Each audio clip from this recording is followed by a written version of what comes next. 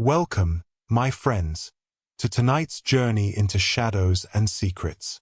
Tonight's mystery begins with a locked room, and a body that should never have been there. No sign of forced entry, no clear motive, only a silence that hides more than it reveals. But before we uncover the truth, tell me, where in the world are you tuning in from tonight? Write it in the comments. I want to see how many sharp eyes and quick minds are joining this investigation. So pour yourself a strong cup of coffee, or maybe light a candle if you dare. Because every clue, every whispered detail you'll hear tonight could be the difference between catching the culprit or letting them slip away into the dark. This is Hercule Poirot, The Mystery of Cards on the Table. Are you ready? Then let us begin. Chapter 1. Murder in the Lamplight. It was a raw February evening in London, when the fog seemed to creep like a thief along the pavements, muffling footsteps and swallowing up the lamps in pale yellow halos. Hercule Poirot, seated comfortably in his armchair by the fire, adjusted the crease of his trousers with infinite precision. Order, always order, even in the midst of London's chaos. Upon his neat mahogany table lay an envelope of thick cream paper, engraved with a family crest. Poirot had studied it with raised eyebrows earlier in the day, for it was not every morning that one received an invitation from Lady Margaret Greyston.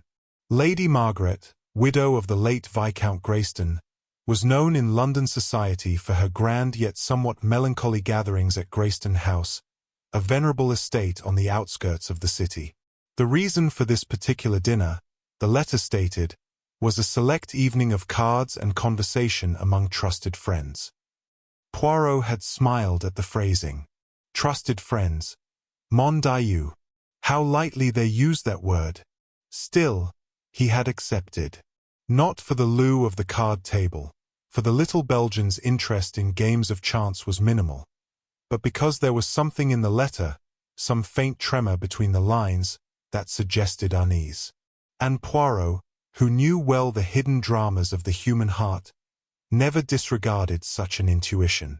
When he arrived, precisely on time, for punctuality was to him both duty and art, he found the drawing-room of Greyston House already occupied. Lady Margaret herself rose to greet him, tall and elegant, though her face carried shadows that no powder could disguise. "Mr. Poirot, I am so very pleased you could come," she said, her tone warm yet curiously strained. Poirot bowed, his eyes noting the trembling hand that adjusted her pearls. "It is I who am honored, madam. And may I say, your house, it has the dignity of history. A little sombre, perhaps, but bien, a setting most distinguished." She gave a faint smile. "Sombre, yes. Greyston has seen better days. But tonight we shall attempt gaiety." The guests, gathered in conversational knots, turned curious eyes toward Poirot as he was introduced. He, in turn, observed each face with that polite, bird-like attentiveness that so often unsettled strangers. Charles Greyston, Lady Margaret's son, lounged carelessly against the mantelpiece, handsome but with an air of impatience, as though life were never quite entertaining enough. Eleanor Drake, the quiet companion, sat by the fire with embroidery in her lap, though her needle moved scarcely at all. Sir Henry Mallory, a portly man with the florid complexion of a seasoned drinker, spoke loudly of racing odds, his manner a trifle too hearty. Dr. Felix Ardmore, the family physician, thin and elegant, carried an expression of smooth detachment, as though observing everyone from behind a glass screen. Clara Whitmore, a young widow dressed in fashionable black silk, laughed readily, yet her dark eyes seemed to measure each man in the room. A curious company indeed. Poirot's moustaches twitched. After dinner, the card tables were set out. Bridge was to be the order of the evening, though Poirot himself pleaded exemption. He preferred instead to wander gently about the room, watching the play, listening to the remarks that seemed trivial yet were anything but. The hours passed with laughter, mild disputes over tricks, and the chime of the clock upon the mantel. Yet beneath the surface gaiety, Poirot detected currents of unease. A glance too quickly averted, a hand that trembled as it laid down a card, a sudden silence following a name. It was near midnight when the first shadow fell. Lady Margaret had excused herself briefly, leaving her guests to their play. Moments later, a sharp cry echoed from the staircase above. The card players sprang to their feet. Poirot was the first into the hall. There, halfway down the broad oak staircase, lay Lady Margaret, motionless, her pearls scattered like pale beads upon the carpet. For a moment, silence reigned. Then Eleanor Drake's voice, thin with fear, whispered, "She has fallen down the stairs." Poirot bent swiftly, touching the still form. His keen eyes noted the unnatural angle of the head, the bruise already rising at the temple. But it was not these that held him. No, what caught Hercule Poirot's attention was a single card, clenched tightly in Lady Margaret's hand. The Queen of Spades. Poirot rose slowly, his eyes grave, his moustaches bristling. "Mesdames, messieurs," he said softly, "this is not the accident that it seems. The game of cards, it is over. A more serious game has begun." Chapter 2: Shadows of the House. For a moment after Lady Margaret's body was discovered, there was only the hushed rustle of alarm. Chairs overturned, a card deck scattered to the floor, a few hurried whispers. It was Poirot who restored order, raising a hand, his voice low but commanding. "Please, Miss Amos, we must not all speak at once. There is a lady, your hostess, lying dead. Let us show her at least the dignity of calm." They obeyed him almost instinctively. There was something in Poirot's manner, precise yet gentle, that imposed itself on every room he entered. The butler, an elderly man named Barnes, had already dispatched a footman to fetch the local police. Until they arrived, Poirot urged the guests into the drawing-room. He, too, entered, but remained standing by the mantelpiece, his sharp eyes traveling from face to face. Charles Greyston was the first to break the silence. "This is absurd," he said sharply. "My mother must have slipped. Those stairs are treacherous at night. Why must we stand about as if—" "As if what, monsieur?" Poirot asked quietly.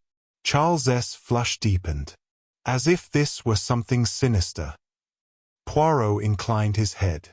"You are a good son to think so. But there is a detail which is, how do you say, discordant. Your mother held in her hand a playing card. Such things, they do not come into the grasp of a woman falling to her death by chance." At this, a nervous laugh escaped Clara Whitmore. "But surely that could mean nothing? She was hosting a card evening. Cards were everywhere. Why, one might stick to the hand without even noticing." "Perhaps," Poirot agreed. "And yet, perhaps not." His gaze shifted, resting briefly on Eleanor Drake, the companion, who had sunk into a chair, pale and tight-lipped. She avoided his eyes, her embroidery still clutched in one hand like a shield.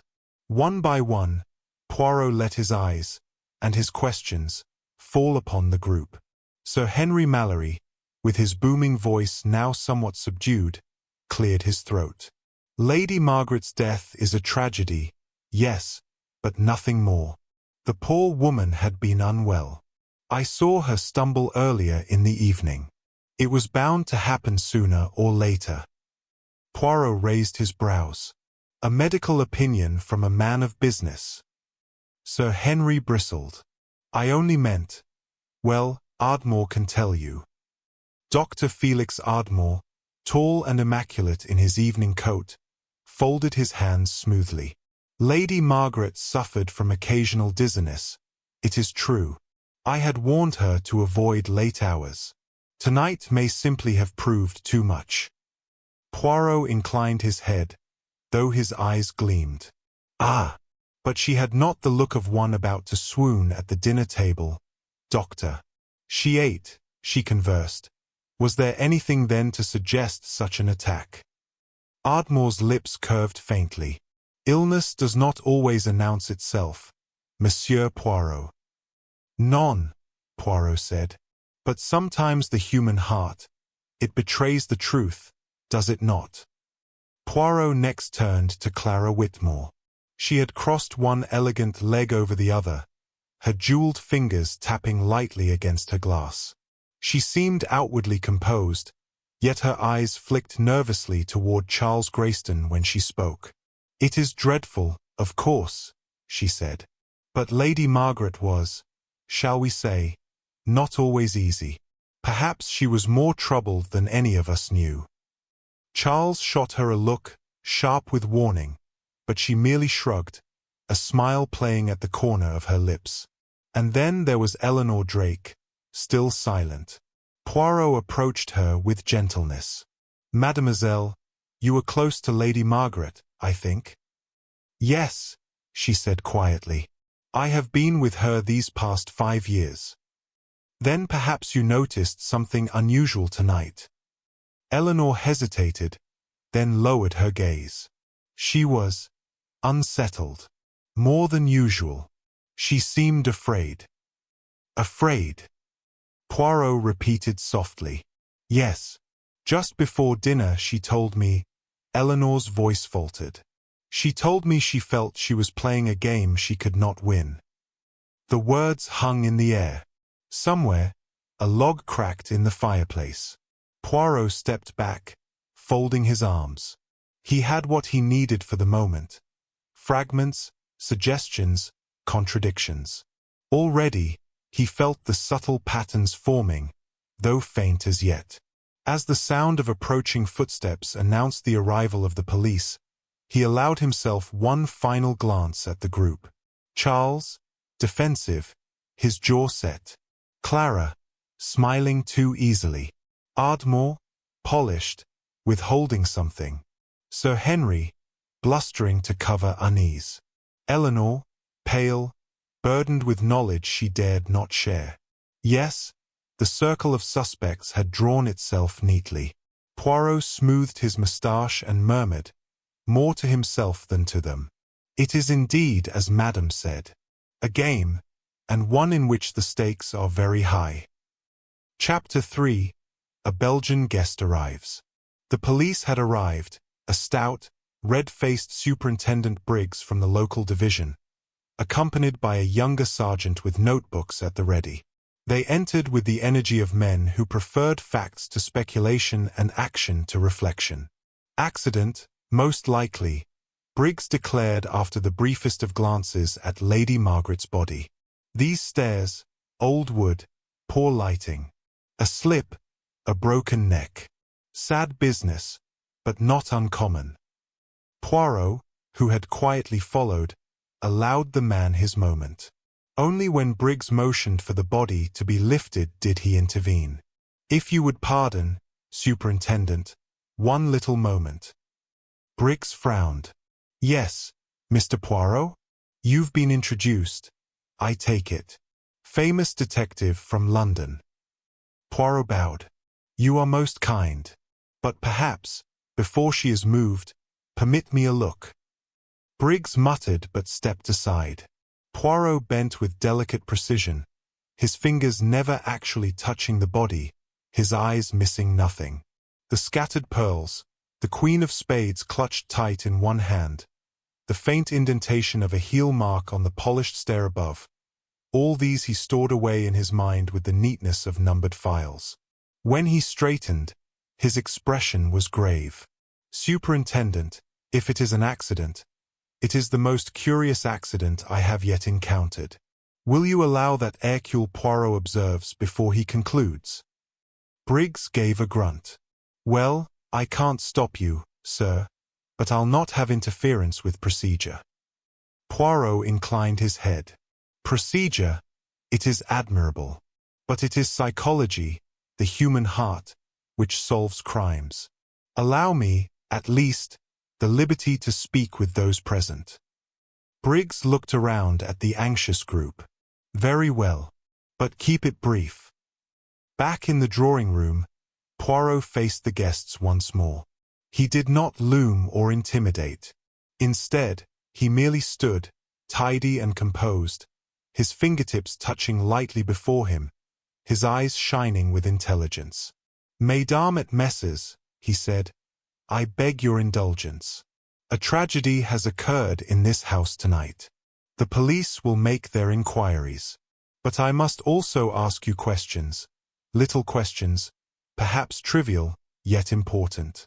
For it is by such threads that one unravels the knot." The room stirred uneasily. Clara Whitmore shifted in her seat, Charles Greyston scowled, and Sir Henry muttered under his breath. Only Eleanor Drake looked as though she welcomed the intervention. Poirot's gaze swept them like a searchlight. Lady Margaret was not merely your hostess. She was also, each in your way, part of your life. Therefore, each of you, whether you realize it or not, is a witness. Some among you may even, how shall I put it, know more than you have yet said. Charles burst out, "Really, this is going too far. You speak as though one of us pushed her." Poirot's moustaches quivered. "Ah, but is that not what you yourself imply, monsieur, when I have said nothing of the sort?" A murmur ran through the room. Charles colored angrily, but said no more. Poirot moved to the fireplace, as though to warm his hands, though his eyes never left the company. "Let me recall the facts as they are known. Lady Margaret was in the drawing room with all of you. She left the room. Why? We do not yet know. Within moments, she was found dead at the foot of the stairs. In her hand she held a card, the Queen of Spades. Tell me, is this not strange?" No one answered. Only the crackle of the fire spoke. Poirot leaned forward slightly. "Why that card? Why clenched so tightly? Why not another, if it were mere accident? The Queen of Spades, she is a symbol of misfortune, of treachery. Was it coincidence, or a message?" At that, Eleanor Drake gave a faint gasp. Poirot caught it at once. "You react, mademoiselle? Tell me why." Eleanor shook her head quickly. "No, it is nothing. Only, I once heard Lady Margaret say she disliked that card. She called it her enemy." "Her enemy?" Poirot repeated softly. "Curious indeed." The clock struck 1. Briggs, growing impatient, declared the night's inquiries sufficient. The body was removed with due solemnity, and the guests were told they must remain in the house until further notice. Poirot lingered, his mind alert. He felt the pulse of tension, the hidden resentments. Each face told a story. Charles, restless with some private anger. Clara, smiling too sweetly. Ardmore, calm but watchful. Sir Henry, too loud by half. Eleanor, trembling under unspoken knowledge. Yes, already the cards were on the table. Not all, perhaps, but enough to begin the game. Poirot smoothed his moustache, his eyes gleaming with quiet certainty. "I thank you, Miss Amos," he said softly. "You may retire for the night. But remember, though Lady Margaret's body lies still, her voice is not silent. Hercule Poirot will hear it, in the little contradictions, in the small betrayals, in the hearts that cannot conceal their truth." And with that, he left them to their uneasy dreams. Chapter 4. The First Questions. The morning light at Greyston House was wan and reluctant, filtering weakly through the tall windows of the drawing room. A hush seemed to hang over the house, as though it too mourned its mistress. Poirot, however, sat upright in an armchair, immaculate in a grey suit and patent leather shoes that gleamed despite the fog outside. Before him lay a notebook, not for scribbling haphazard clues, for Poirot distrusted such disorder, but for orderly lists, neatly ruled, where he could marshal the facts as a general arranges his troops. Superintendent Briggs had gone off to make certain inquiries of his own, leaving Poirot alone with the household. It was an opportunity Poirot did not intend to waste. The first interview, Charles Greyston. Charles entered first, restless, running a hand through his dark hair. He looked as though sleep had not touched him. "You mean to question us all, Monsieur Poirot? Really, it's unnecessary. I tell you plainly, my mother's death was an accident." Poirot regarded him mildly. "Then you will forgive me if I test the truth of that opinion. Yes? Sit down, monsieur. We speak together calmly." Charles dropped into a chair, legs flung out carelessly. Poirot noted the defiance, but also the shadow beneath it. Fear, perhaps, or guilt of another kind. "Tell me, what is your occupation?" Poirot asked. Charles gave a short laugh. "I dabble in investments. My mother was always at me about it. She thought me reckless." "And were you?" Charles shrugged. "Perhaps. A few ventures did not succeed. But it was nothing she needed to worry about." Poirot's eyes twinkled. "A mother always worries, monsieur. Tell me, did she threaten to cut you off?" A flush crept into Charles's cheeks. "That is no business of yours."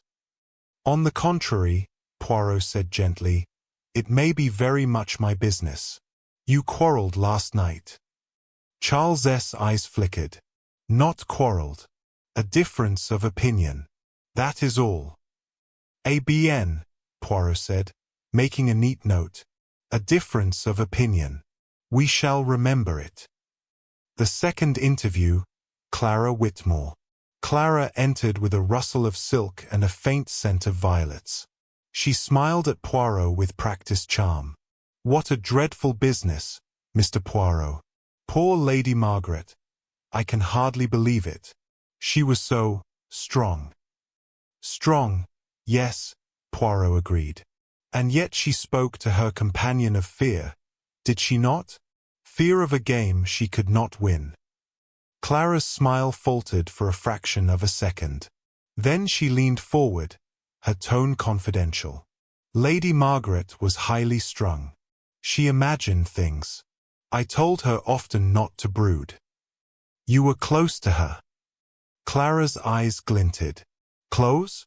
Not exactly. But she was fond of me. She liked my company." Poirot let the silence stretch, watching her fingers toy with a pearl pendant at her throat. "And yet, madam, forgive me, there was tension last night. Between you and Monsieur Charles." Clara's eyes widened, then narrowed. "Charles is a child. He dislikes me because he knows his mother trusted me. Perhaps he feared I should influence her will." Poirot smiled faintly. "Ah, the will. It is always at the heart of such tragedies. N'est-ce pas?" Clara said nothing, but her lips tightened. Poirot wrote another precise note. The third interview, Dr. Felix Ardmore. Dr. Ardmore entered with polished composure, as though stepping into a consultation room. His expression betrayed nothing. "Lady Margaret's death was, as I said, not entirely unexpected," he told Poirot smoothly. "She suffered dizzy spells. She would not rest as I advised." Poirot leaned forward. "Tell me, doctor, was she under medication?" "A mild sedative," Ardmore replied. "Nothing more." "No digitalis? No stimulants?" Ardmore gave a faint smile. "You are thorough, Mr. Poirot." "I am exact, monsieur. It is not the same thing. Tell me, was she perhaps about to change her will?" Ardmore's smile grew colder. "That I could not say. Yet as her physician you know more than most about her anxieties." Ardmore's eyes flickered, then steadied. "Lady Margaret confided much to me, yes. But not that. She was lonely, troubled. She often spoke of betrayal." "Betrayal by whom?" "I cannot say." Poirot regarded him keenly. Cannot, or will not. The physician said nothing further. The fourth interview, Sir Henry Mallory. Sir Henry blustered in, smelling faintly of brandy. He spoke before Poirot could frame a question. This is nonsense, Poirot. Margaret's death was an accident, and if you stir up trouble, you'll only make grief worse for her family. Poirot's eyes gleamed. You are solicitous, Sir Henry. Yet you were her business partner, were you not? Sir Henry shifted. Yes, we had dealings. Nothing improper. Some ventures overseas. She invested a little capital. And did she regret it? Investments always carry risk. She knew that. Perhaps she accused you of misusing her funds. Sir Henry scowled. That's a lie. Non, I do not accuse. I ask. Always I ask. Poirot's gaze lingered. You were in the drawing room at the time she left. Did you follow her? Sir Henry's ruddy face darkened. Certainly not. Poirot merely nodded and made another entry in his book. The fifth interview, Eleanor Drake. Last came Eleanor Drake, pale and drawn, her hands twisting in her lap. Mademoiselle, Poirot said gently, you were devoted to Lady Margaret. Yes, Eleanor whispered. She was kind to me. She depended on me. Last night you said she was afraid. Can you tell me more? Eleanor hesitated. She thought someone meant her harm. She didn't say who. Only that the game of cards was not really a game. That someone had stacked the deck against her. Poirot's eyes sharpened. And the Queen of Spades, her enemy. Yes. She hated it. Once she told me that if ever she died with that card in her hand, it would mean foul play. The words sent a chill through the room. Poirot closed his notebook with a snap. Merci, mademoiselle. You have been very brave. That is all, for now. When Eleanor had gone, Poirot sat very still. His notes lay in perfect order, but his mind worked beyond them. Motives, opportunities, contradictions. Already they began to form a pattern. Yet one thread was missing, one key detail. He touched the tips of his fingers together and murmured, Patience, Poirot. The cards are dealt, but the trick is not yet taken. Chapter 5. The Butler's Blunder.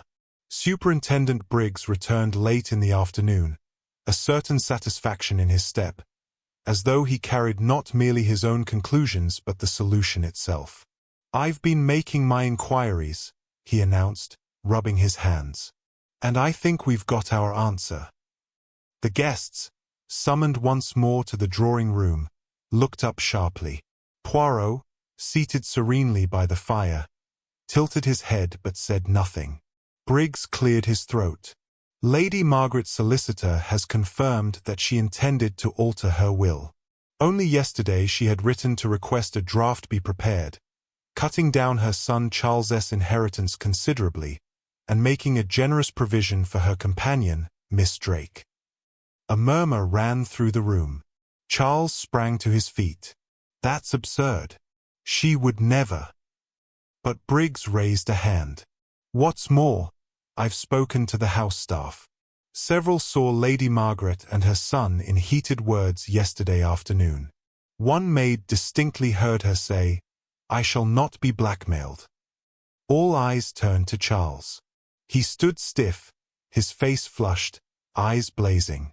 She misunderstood, whatever she thought she heard. Enough, sir. Briggs barked. You had motive, quarrel, opportunity. You were the last seen speaking to her before dinner. And what's more, your finances are a shambles. Debts, bad investments, all of it. You had every reason to act. Charles's voice cracked. I swear, I did not harm her. Clara Whitmore gave a soft, almost pitying sigh. Sir Henry muttered something about hot-headed youth. Ardmore simply raised a brow. Eleanor sat frozen, her hands white against her dress. Briggs turned to Poirot with a flourish. "There you are, Mr. Poirot. I'll have young Grayston taken into custody. Case closed." Poirot stirred at last, rising with his usual delicate precision. His eyes, however, gleamed with a quiet fire.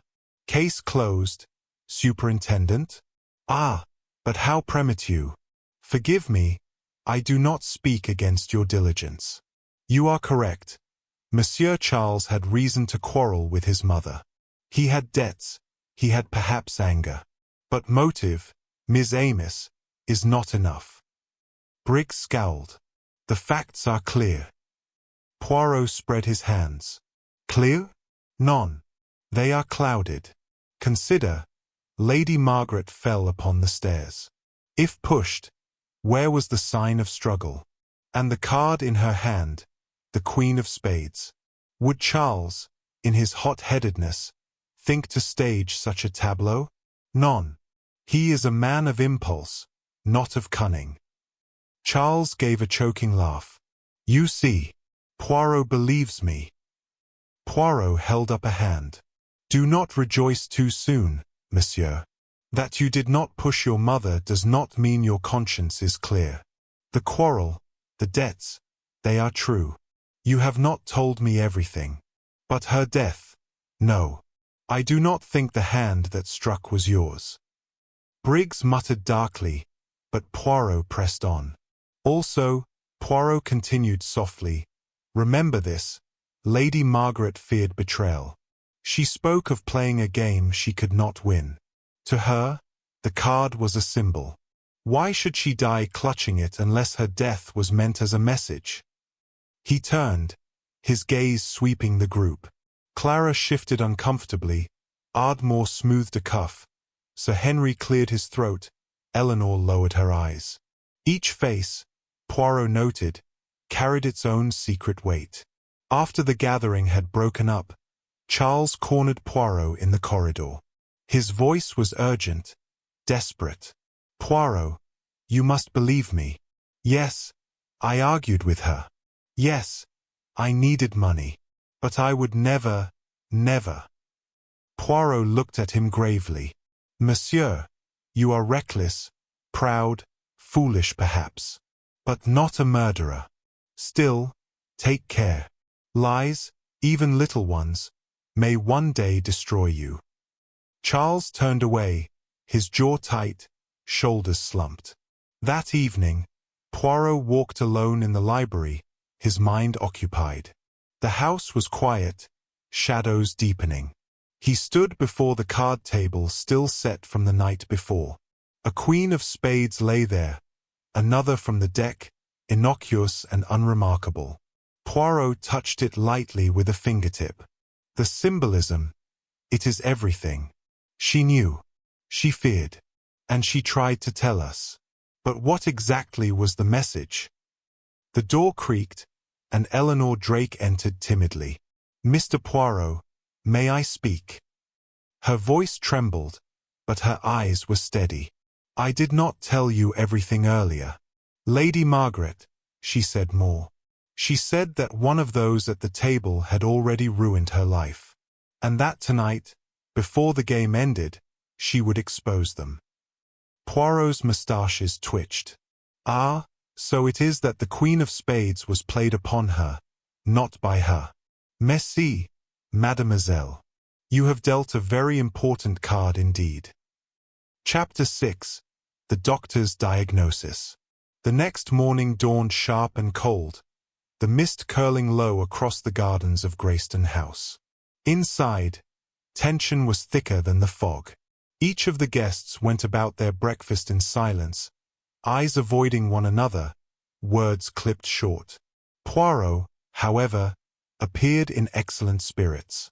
His moustaches were groomed to perfection, his tie-pin gleamed, and his little boots shone as though they had been polished twice. "Bon," he declared, stepping lightly into the breakfast room.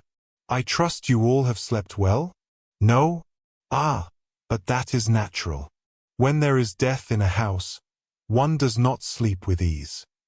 No one replied.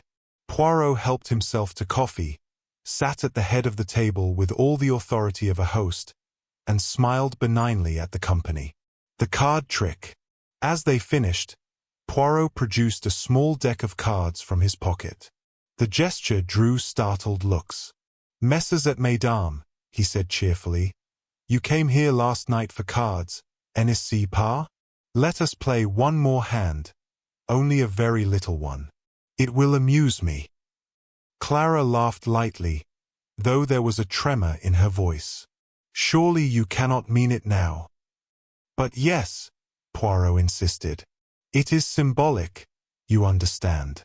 We shall each draw one card at random. Nothing more." Reluctantly, one by one, they complied. Charles drew the Jack of Hearts, Sir Henry, the Ace of Clubs, Clara, the King of Diamonds, Ardmore, the Ten of Hearts, Eleanor, the Queen of Clubs.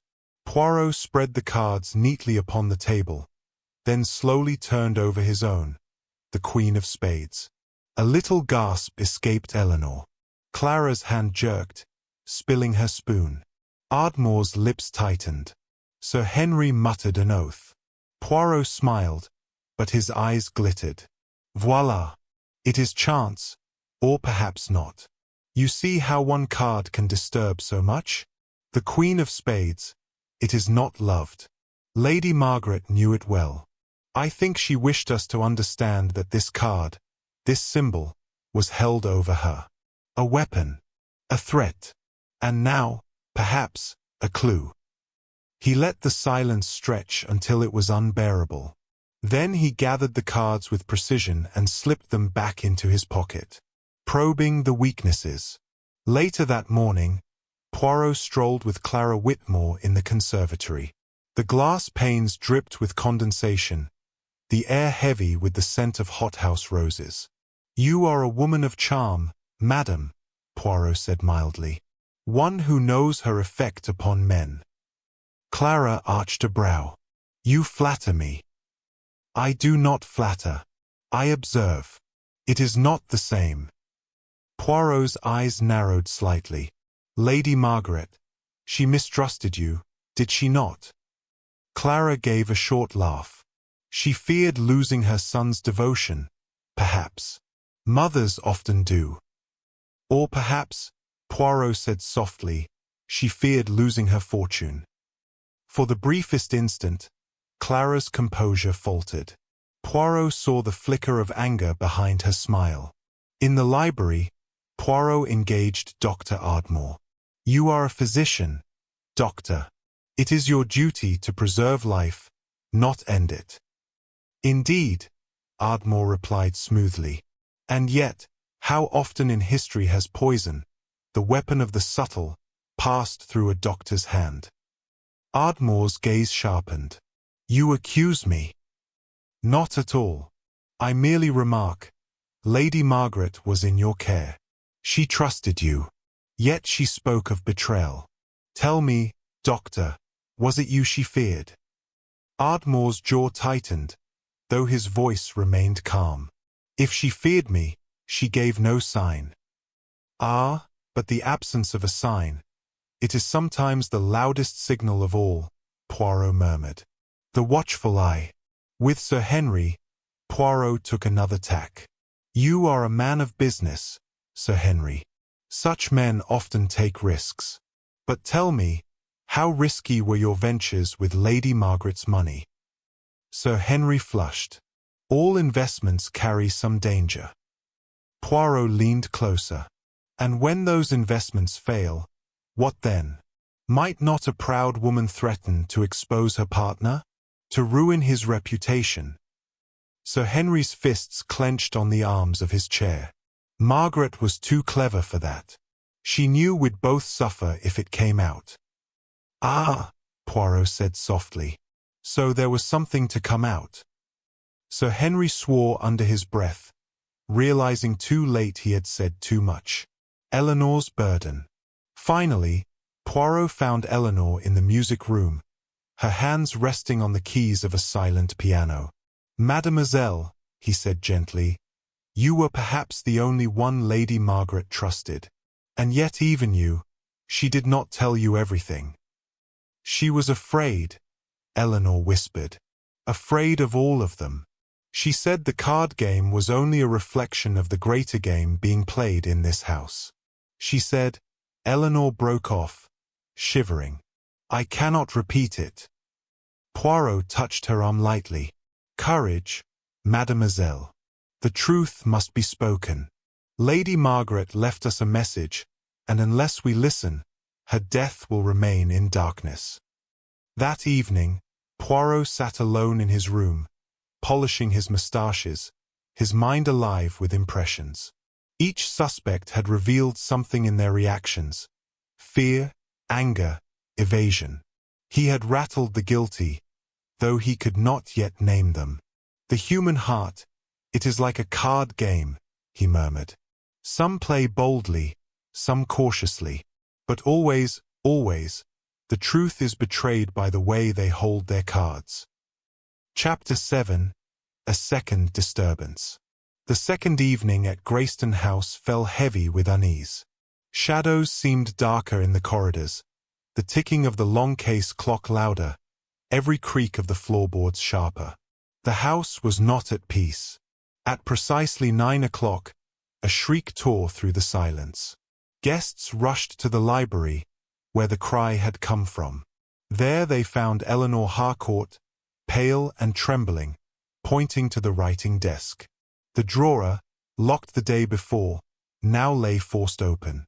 Lady Margaret's private papers had been rifled. Scattered across the carpet were letters, receipts, and memoranda.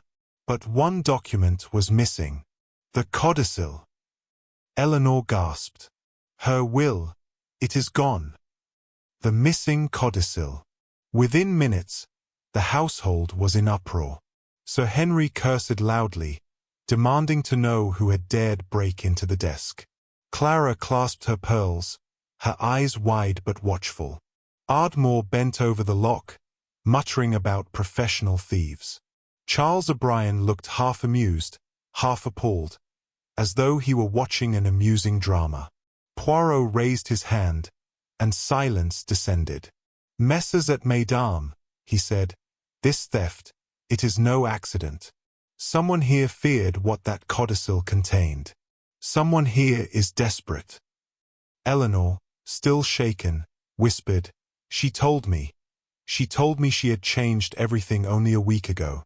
She said she had placed her fortune where it would do the most good. She said," Eleanor faltered, her eyes darting toward Charles. "Pray continue, mademoiselle," Poirot urged gently. "She said she had written her son out," Eleanor whispered. Charles gave a short laugh, harsh and brittle. "Nonsense. My mother threatened it many times, but she would never have gone through with it. She adored me." "Or perhaps," Poirot said softly, "she adored justice more." Suspicions shift. The implications were explosive. If true, Charles stood to lose everything. His charm and easy manner could not disguise the danger he was in. Clara, too, blanched, her prospects tied entirely to Charles. Sir Henry's business dealings suddenly seemed more precarious. If Lady Margaret had left her fortune elsewhere, his financial survival was at stake. Ardmore's expression remained unreadable, though the glint in his eyes suggested calculation. Poirot watched them all closely, noting every flicker of guilt, every tremor of fear. Poirot's quiet observation. Later that night, when the house had quieted again, Poirot visited the library alone. Kneeling, he examined the scattered papers. He did not touch them, merely studied the disorder. His eyes rested on a single torn envelope that had been carelessly overlooked. Its edge bore the faint mark of sealing wax. "Ah," Poirot murmured. "So it was not only stolen. It was opened, too. Someone was very eager to know its contents at once." He rose, dusted his knees, and looked toward the fire, where the embers glowed faintly. And perhaps, he whispered, the codicil was not stolen to be hidden, but to be destroyed. His moustaches quivered as he smiled. A most dangerous game, indeed. But the cards, they are falling into place. The guests retired to uneasy sleep, each more fearful than before. But Poirot sat late into the night, his mind turning over the great puzzle. Lady Margaret's death, the card motif, the missing codicil, all were pieces of the same design. Somewhere among these frightened people, the truth lay waiting. Chapter 8. The Ink Stain. The morning after the codicil's disappearance, Greyston House seemed drained of color. Breakfast was taken in near silence. Even Charles, usually quick with sardonic remarks, pushed away his plate untouched. Poirot, however, was as immaculate as ever, his moustaches stiff and shining, his attire perfectly symmetrical. He ate with delicate precision, observing the others with an unreadable expression. At last he dabbed his lips with a napkin and rose. Messrs, mesdames, if you will indulge me, I should like to walk in the garden. The air, it is necessary for the little grey cells. Who will accompany me? Eleanor offered at once, perhaps eager for distraction. Clara hesitated, then excused herself, pleading a headache. Sir Henry muttered something about a telegram and stalked away. Charles lit a cigarette and lounged by the window, pretending indifference. Ardmore merely inclined his head and returned to his letters. Poirot led Eleanor outside. The garden stroll. They walked along the gravel path, autumn leaves crunching softly beneath their feet. Poirot spoke lightly of flowers, of the symmetry of the formal beds, of the great satisfaction of order in nature. Eleanor, still pale, found herself strangely soothed. At a turn in the path, Poirot stooped. He picked something up from the ground, a half-burnt scrap of paper, fragile with ash. Holding it delicately between finger and thumb, he examined the charred edge. "You see, mademoiselle," he murmured, "what the fire could not entirely consume." On the scrap, one word remained intact in neat type, codicil. Eleanor gasped. Then it was destroyed. Poirot smiled faintly. Or rather, it was attempted. But fire, it is a clumsy accomplice. There is always a trace, a whisper of what once was. He slipped the fragment into an envelope, tucking it into his breast pocket. The psychological net tightens. Back inside, Poirot rejoined the others in the drawing room. He seated himself with ceremonious composure, folding his hands upon his knees. "My friends," he began softly, "we play a game of patience, do we not? Each card turned over, each revealing more. Yet some of us would rather sweep the table clean, eh?" Charles flicked his ash irritably. "If you're hinting at me again, Poirot, say it plainly. I'm tired of these riddles." Poirot's eyes gleamed. "Patience, Monsieur Charles. All will be plain soon enough. But for now, I tell you only this. What was destroyed was not the whole truth. Enough remains for me." He leaned back, closing his eyes as though he had spoken of nothing more than the weather. But in that moment, Clara's hand trembled upon her teacup, Ardmore shifted in his seat too quickly, and Sir Henry cursed under his breath. Poirot missed none of it. A silent revelation. That evening, in the privacy of his room, Poirot laid the burnt fragment beside a notebook.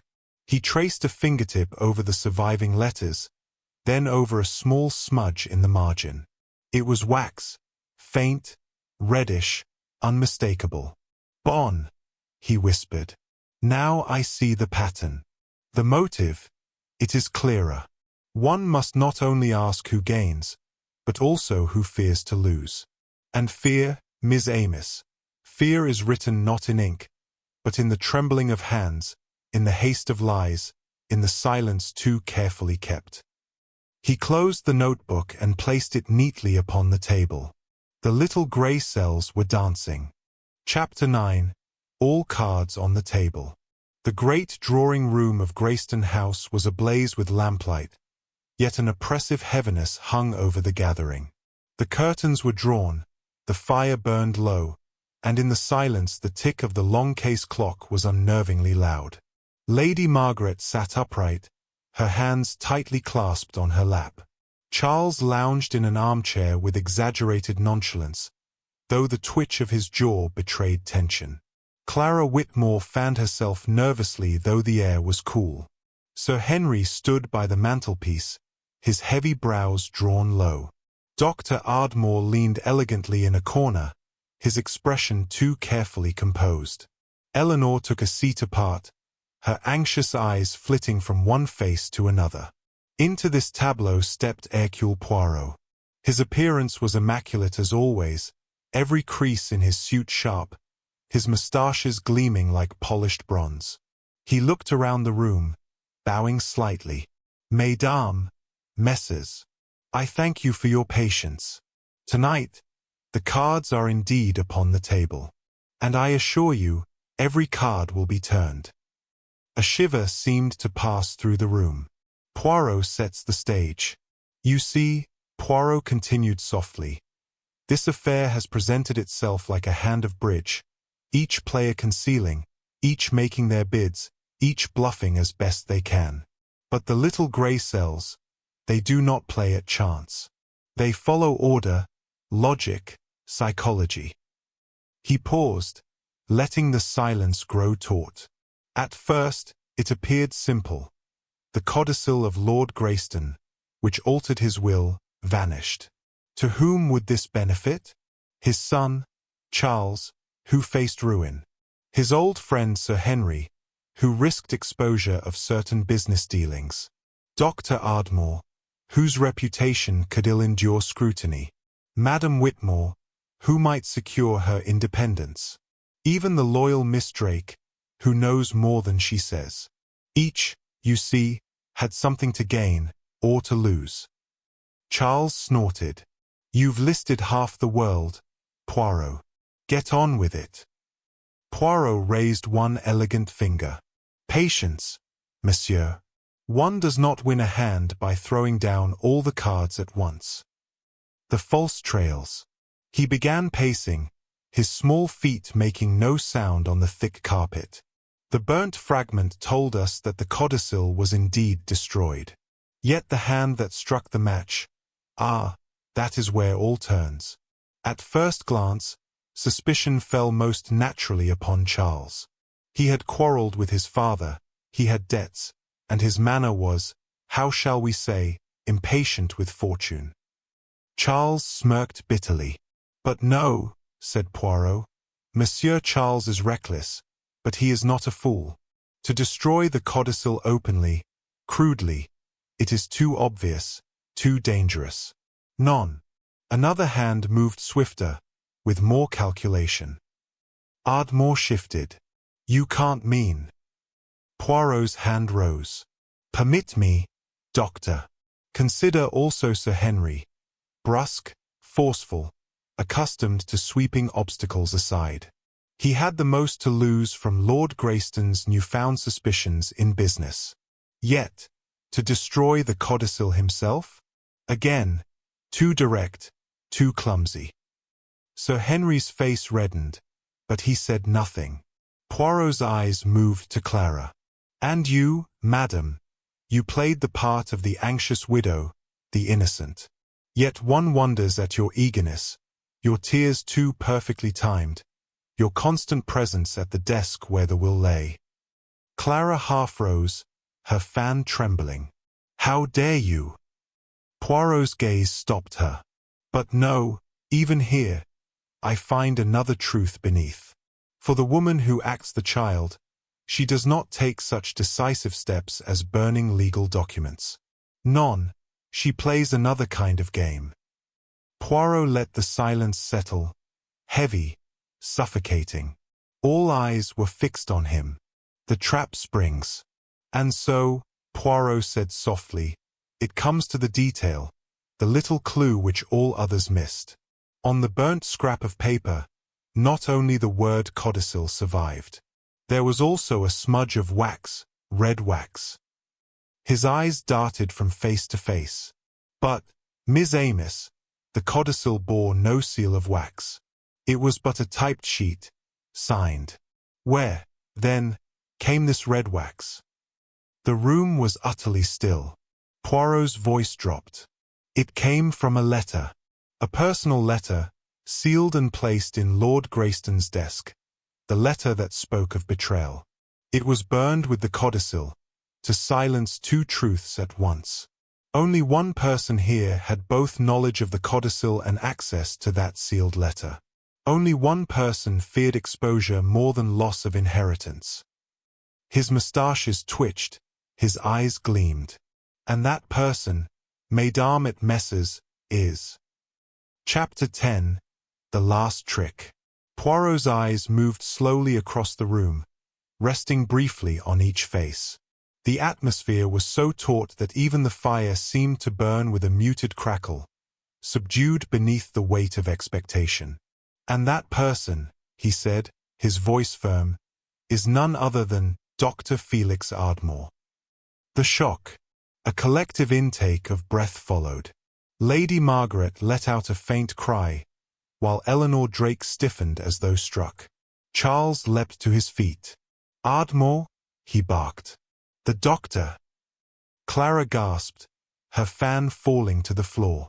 Ardmore alone did not flinch. He smoothed his moustache with deliberate calm, his lips curving in a faint smile. "A bold accusation, Monsieur Poirot. But perhaps you forget, I was Lord Greyston's trusted physician, his confidant. Why should I destroy his will?" Poirot inclined his head. "Ah, but there you are, monsieur. It is precisely because you were his physician that the danger to you was greatest. Lord Greyston had learned something, n'est-ce pas? Something that could ruin you utterly. The uncovered truth." Poirot began to pace slowly, his small hands clasped behind his back. "2 months ago, Lord Greyston grew suspicious of your accounts. He confided in his solicitor that you were extracting large sums under the guise of medical treatments which, in fact, did not exist. A fraud most delicate, hidden behind your reputation. When he confronted you, you soothed him, yes, but the codicil was drawn, ensuring that his fortune would no longer pass through your hands in any guise. Worse still, there was the letter. A sealed letter to his solicitor, written in his own hand, detailing his suspicions of you. That letter was sealed in red wax." Ardmore's face had hardened now, the urbane mask slipping. "You destroyed them both," Poirot continued softly. "You feared that if the codicil survived, your influence would end. But more, you feared the letter, for it accused you not merely of greed, but of betrayal of trust. That was why, in burning both, you left behind the trace of wax that betrayed you." The psychological blow. Poirot turned sharply, facing Ardmore. "You thought yourself clever. You arranged the scene so that suspicion fell upon Charles, his debts, his temper, his open quarrels, and upon Sir Henry, with his questionable business. Even upon poor Madame Whitmore. You counted on their obvious motives to shield you." He stepped closer, eyes glittering. "But you overlooked one thing, the psychology. When I spoke of the codicil being burnt, you, doctor, were the only one not surprised. Not a flicker, not a tremor. Why? Because you already knew." Ardmore's hands clenched on the back of a chair. His voice, when it came, was cold and brittle. "You weave a neat tale, Poirot, but a tale only. Where is your proof?" Poirot's masterstroke. Poirot's smile was almost tender. "Proof? Mais oui, it exists. You see, though you burned the papers, you overlooked one small fragment. The wax did not burn entirely. I sent it to be examined, and the impression upon it was faint, but enough. It bore the crest of your private stationery, the serpent entwined with the staff. The mark of a physician, yes, but your physician's seal. The silence was thunderous. Lady Margaret raised a hand to her mouth. Charles muttered an oath under his breath. Poirot's voice was calm, final. The game is ended, monsieur. You played your cards cunningly, but at last, the table is cleared. The collapse. Ardmore stood rigid for a moment longer. Then, as though some internal spring had broken, his shoulders sagged. He gave a short, bitter laugh. Clever, Monsieur Poirot. Too clever. Very well, you have me. He looked around, his eyes suddenly hard and wild. Yes, I took it. I destroyed the codicil, the letter. Why not? He was a stubborn old man, blind to loyalty, blind to service. I saved him from worse, and for that, he would have ruined me. His voice rose, trembling now. What is a little fraud, compared to years of care? I deserved it, every penny. Lady Margaret turned away, shuddering. Eleanor buried her face in her hands. Poirot, very gently, shook his head. Non, monsieur. You cannot justify betrayal. To betray trust, that is the blackest crime of all. Lady Margaret, her face lined with exhaustion, turned to Poirot. Monsieur, you have saved us from ruin, and yet, it feels as though the very walls of Greyston House have collapsed about me. Poirot bowed low, his manner grave. Madam, I regret that the truth so often brings pain. Yet better the pain of knowledge than the corruption of lies. Your house can stand again, but only on the solid foundation of honesty. Charles Greyston, his usual bravado subdued, murmured, I misjudged you, sir. I thought you nothing but a dandy, fussing over trifles. But you saw through everything. Poirot permitted himself a modest smile. It is the trifles, monsieur, that reveal the truth. A man may hide his face, his words, his papers, but never the psychology. Always it will betray him. And so, another mystery draws to a close. The clues have been gathered, the shadows revealed, and the truth, at last, brought into the light. But tell me, did you catch the solution before it was revealed? Share your thoughts in the comments below. I always enjoy seeing how many sharp-eyed listeners spotted the truth ahead of time. If you enjoyed tonight's case, don't forget to like the video, subscribe, and ring the bell, so you'll never miss the next mystery that awaits. Because, as you know, in the world of crime and secrets, there is always another puzzle just around the corner. Until then, keep your wits sharp, your coffee close, and remember, every shadow hides a story. Good night, until our next mystery.